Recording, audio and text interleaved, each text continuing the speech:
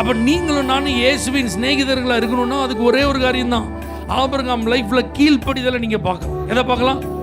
கீழ்ப்படிதல். வான்னா வருவான், போனா போவான், கொடுனா கொடுத்துருவான். அல்லேலூயா. இதை செய்யாதன்னு அவன் என்ன செய்ய மாட்டான், செய்ய மாட்டான். இதை செய்யினா அவன் செஞ்சிருவான். ஆண்டவர் என்ன சொன்னாலும் அதை செய்யறதுக்கு ஒரு நல்ல மனநிலை யாருக்கு இருக்கோ அவங்க தான் சிநேகிதர்களா இருக்க முடியும். ஆமென் சொல்லுங்க. நீங்களும் ஒருத்தருக்கு ஒருத்தர் பழகும் போது அப்படிதான் இருக்கு. ஆமாவா இல்லையா?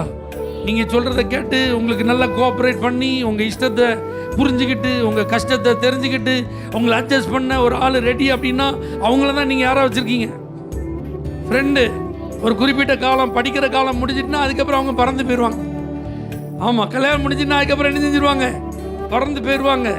வேலை நிமித்தம் வெளியூருக்கு போயிட்டாங்கன்னா அதுக்கப்புறம் என்ன செஞ்சிருவாங்க, பறந்து போயிடுவாங்க. சூழ்நிலை நிமித்தம் அவங்கள சந்திக்க முடியாத ஒரு வாய்ப்பு வந்ததுன்னா அப்படியே போயிடுவாங்க. ஆனால் இவர் அப்படி இல்லை.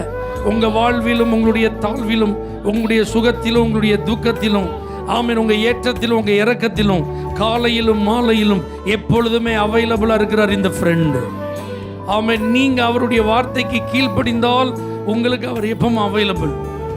ஆமென். அவருடைய வார்த்தையை கேட்டு நீங்கள் செய்கிறதுக்கு ரெடி அப்படின்னு உங்கள் இருதயம் இருந்துச்சுன்னா, ஆமென் சொல்லுங்க, உங்களுக்கு அவர் யாரு, ஃப்ரெண்டு. நீங்கள் கீழ்ப்படிந்தால் உங்களுக்கு அவர் ஃப்ரெண்டாக இருப்பார். ஹல்லேலூயா.